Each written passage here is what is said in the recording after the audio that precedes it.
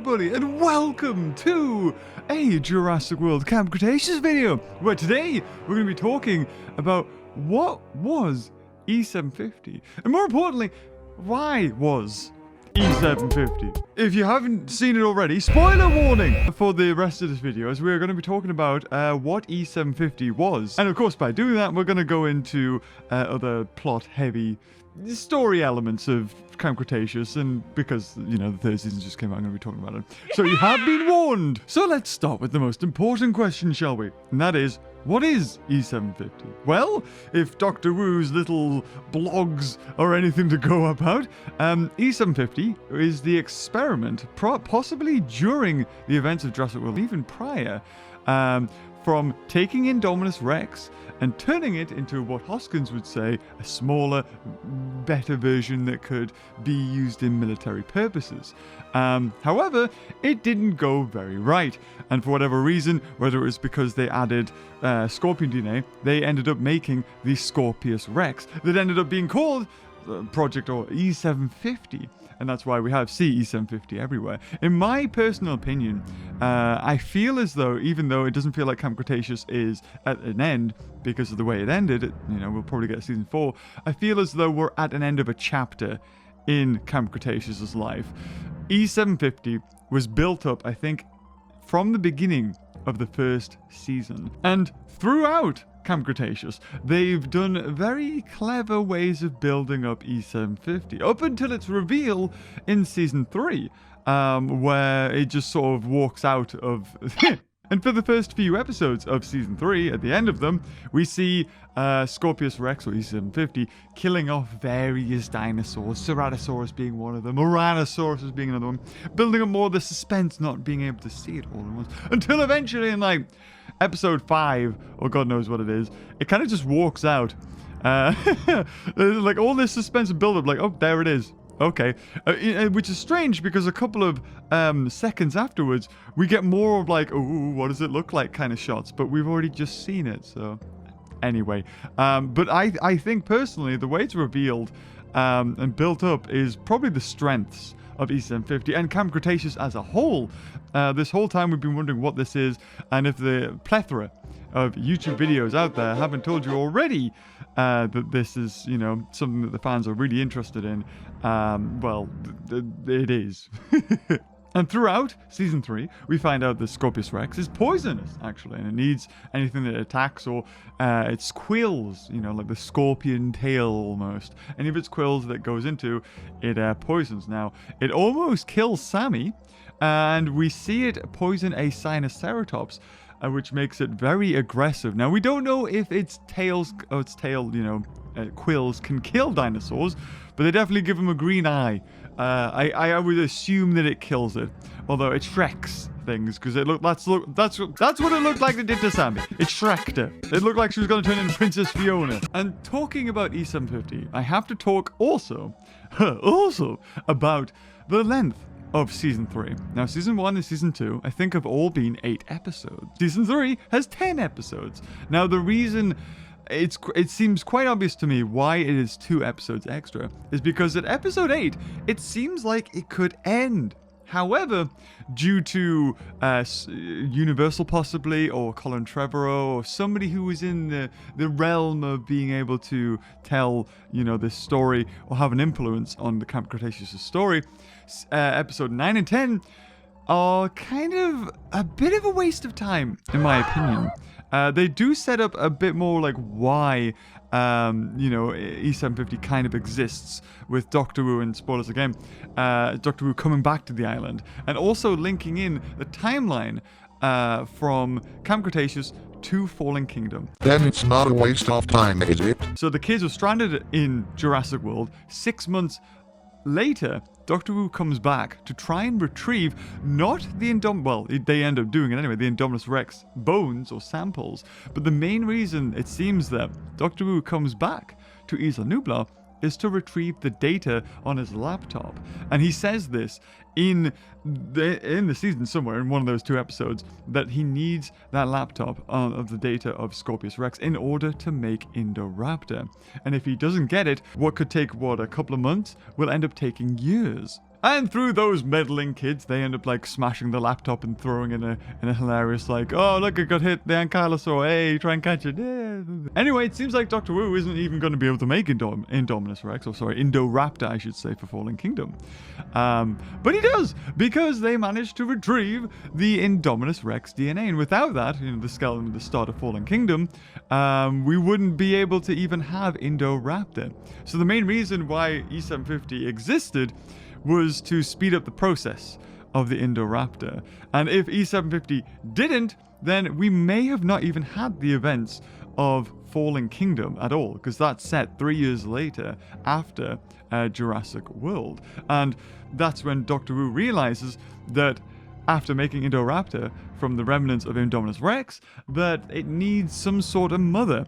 And maybe that's the reason why E750 kind of goes a bit bonkers. We don't know. But that doesn't explain the scorpion quills that Scorpious Rex has, or that matter of fact that there's freaking 2 of them. And this brings me on to the question of, is this the last we're going to see E750? Possibly not. I really don't know. There are, now, I will speak to the contrary, that there is a chance that we will see Scorpious Rex in a season 4. So the kids have left the island, and they managed to find a boat within the first couple of episodes. But the boat gets a hole in it. Which is very strange, because we don't seem to know why it has a hole in it. I think we're led to assume that the rampaging Ouranosaurs and the rest of the dinosaurs that are sent on rampage on the island because of the Scorpious Rexes have kind of just whacked the boat in a territorial display, and nobody noticed, and then the next chasing ensues in the foggy dock. But it could be a situation that there is something inside the boat, because when I remember when I was watching it, I thought that the damage from that boat, the hole, was done from the inside. So there could already be something in the boat. This kind of also doesn't make sense, because we have Kenji go inside the boat to get the captain's hat. So they've definitely been inside the boat, even though we haven't specifically really seen them in it. But, of course, by the end of the season, we get something trying the door, or there's some dinosaur noise coming from inside the boat, and that could be another E750, perhaps a baby. So, if Dr. Wu only made 1 Scorpious Rex, why are there 2? Well, it's kind of explained that Scorpious Rex produces asexually. This meaning that there doesn't need to be 2 partners, that it can reproduce itself. It has both male and female needs, basically, to make a baby.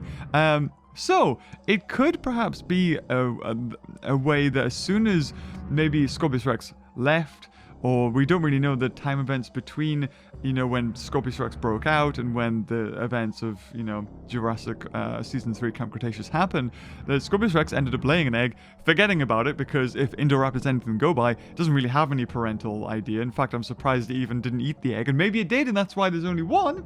But another one managed to hatch. And as we've seen with Bumpy, dinosaurs in the Jurassic World franchise have very incredibly accelerated growth hormones. So it's not out of the realms of possibility that this could be a born, or one of them is a born E750 or Scorpious Rex that was laid once Scorpious Rex, the original one, got out and then hatched and grew up within the span of, I don't know, like a couple of weeks, even if that. We saw that Bumpy, Bumpy was a baby, and then within 6 months, not even 6 months, within 2 or 3 months, it's fully grown. By season 2, Bumpy is huge. Season 1, Bumpy's small.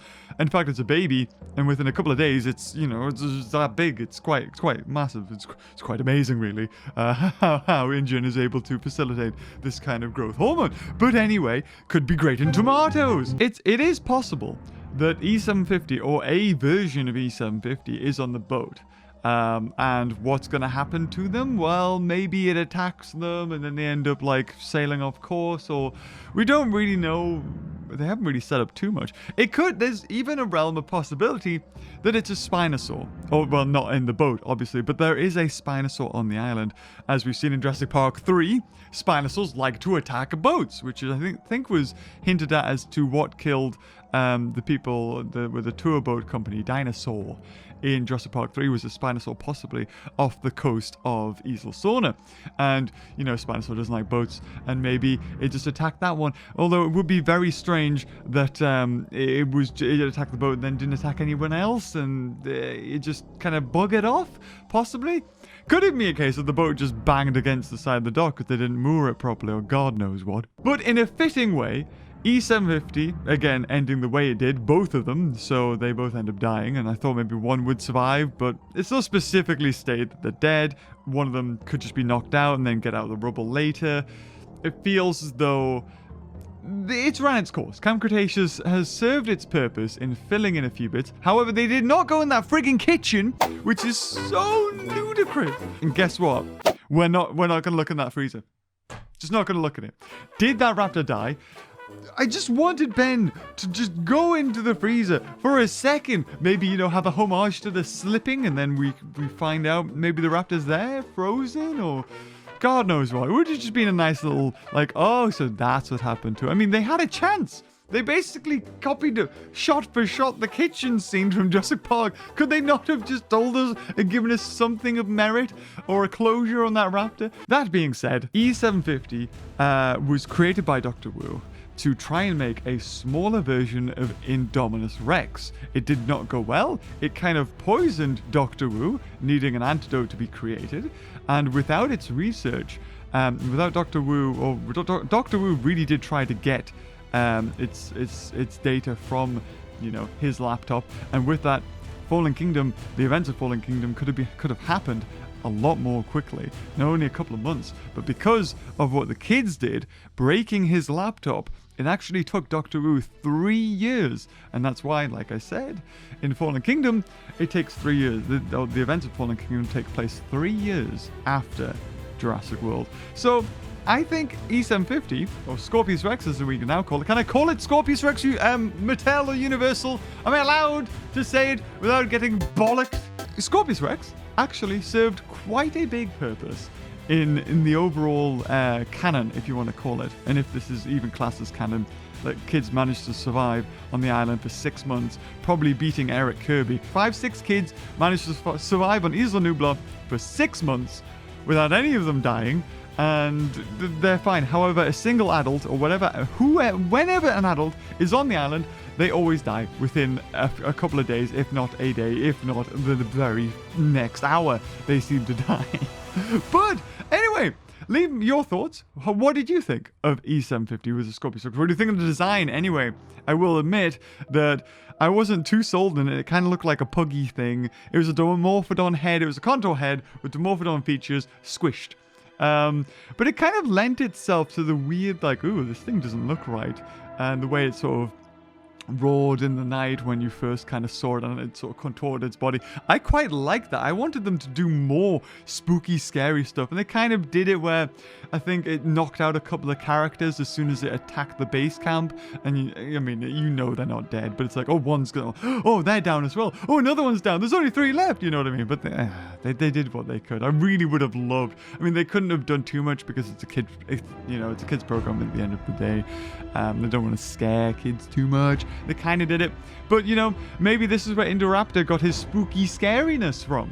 Scorpious Rex, because they both have similar things. You know, Fallen Kingdom was at night, and Indoraptor's doing this claw thing, and so did E750. However, I think it was never explained why Scorpious Rex liked fire, but it did. And really, in the end, the fire was just a distraction. I thought maybe it would be like a moth and it would want to just go into the flames and burn alive. But no. It just died. It had rocks falling on it. It didn't like itself. It was destined to just die. Anyway, guys, that's going to have to wrap this video. If you've enjoyed it, leave a like. Leave your thoughts in the comments below. Did you like E750? What did you think of its design? And will we see another Scorpious Rex in Season 4? All in the comments down below. I'm sure you guys are much wiser than me, and this is just me kind of ranting and putting my thoughts onto a video on YouTube. Yeah. So, like I said, if you enjoyed the video, leave a like, and until next time, well, Season 4 comes out, because it's probably tomorrow. We'll probably get a trailer for Season 4 tomorrow, but at the rate that they've been going, there's no let up with them. But until next time, I'll see you later. Oh, bye-bye.